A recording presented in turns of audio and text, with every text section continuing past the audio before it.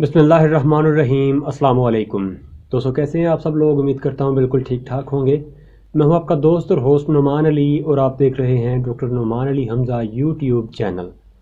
दोस्तों, पिछले दिनों में मुझे काफ़ी दोस्तों के वैसे तो मैसेजेस पड़े हुए हैं व्हाट्सएप पे, जो अभी मैंने चेक भी नहीं किए।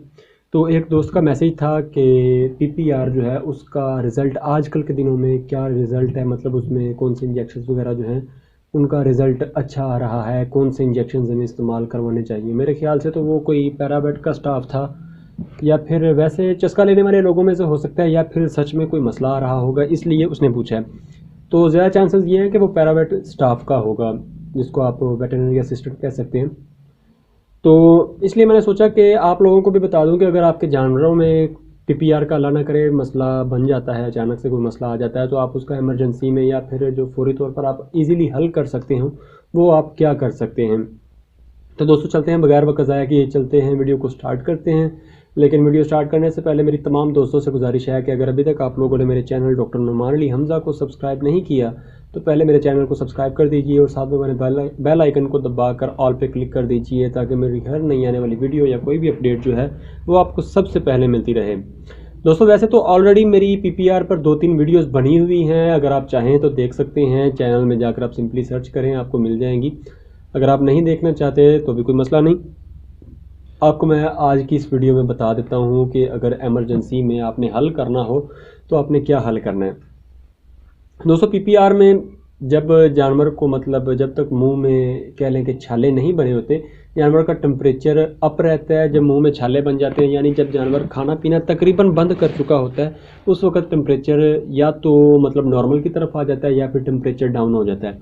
तो इसमें ज़ाहिर सी बात है, ये एक वायरल डिजीज़ है, इसमें डायरेक्ट हम इलाज नहीं कर सकते, इलामाती इलाज किया जाता है, यानी कि जो इलामतें आ रही होती हैं उसके हिसाब से हमने जानवर का इलाज करना होता है। तो इसमें सबसे पहले नंबर पर तो जो मुंह के अंदर छाले हैं या मुंह के बाहर छाले हैं उनका हल किया जाता है।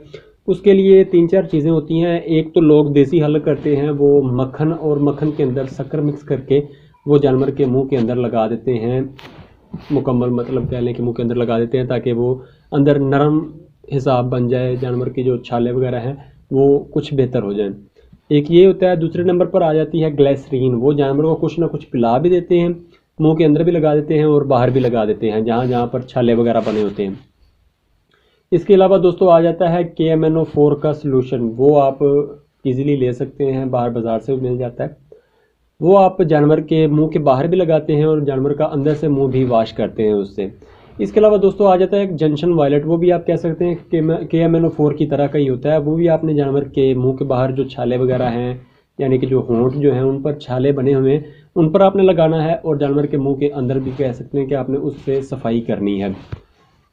ये चीज़ें आपने इस्तेमाल करवानी है जानवर के मुंह के हिसाब से। इसके अलावा दोस्तों आपने जो जानवर को ट्रीटमेंट देनी है, कह लें कि इंजेक्शन वगैरह लगाने हैं, तो उसमें आप पेनिसिलिन इंजेक्शन जो है, पेनिसिलिन का कोई भी इंजेक्शन वो आप इस्तेमाल करवा सकते हैं। सबसे अच्छा रिज़ल्ट जो है वो नगमेंटन, अगमेंटन, क्लेवट, इन इंजेक्शंस का बहुत अच्छा रिज़ल्ट है।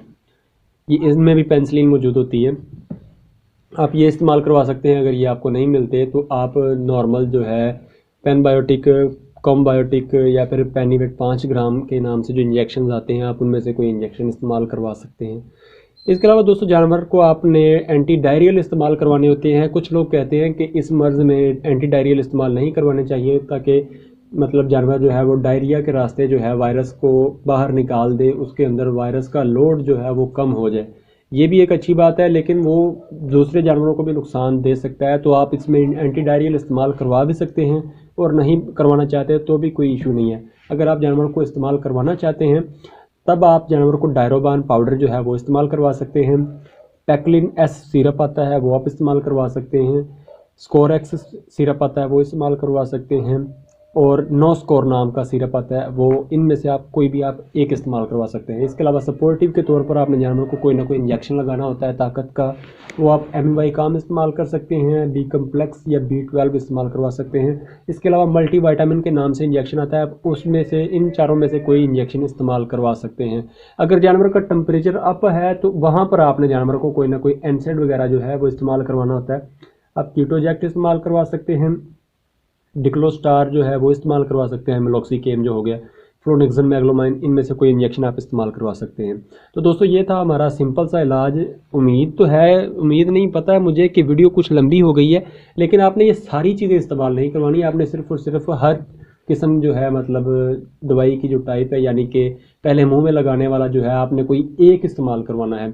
लेकिन यहाँ पर मैं आपको ये ज़रूर बता दूँ कि मक्खन ग्लिसरीन के साथ कभी भी जो KMNO4 या जंक्शन वायलेट है वो इस्तेमाल ना करवाएं। इनमें से कोई एक चीज़ इस्तेमाल करवाएं, और ये भी नहीं करना कि आज ये इस्तेमाल करवाइए कल को वो इस्तेमाल करवाएं। कोशिश करके एक ही चीज़ को 3-4 दिन तक लगातार इस्तेमाल करवाएं।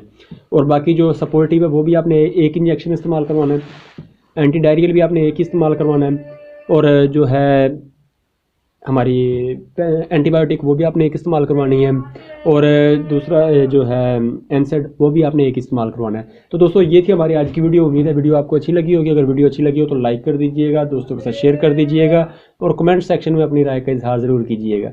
तो दोस्तों अपना ख्याल रखिए, घर वालों का ख्याल रखिए, और मुझे दुआ में याद रखिएगा। अल्लाह हाफिज़।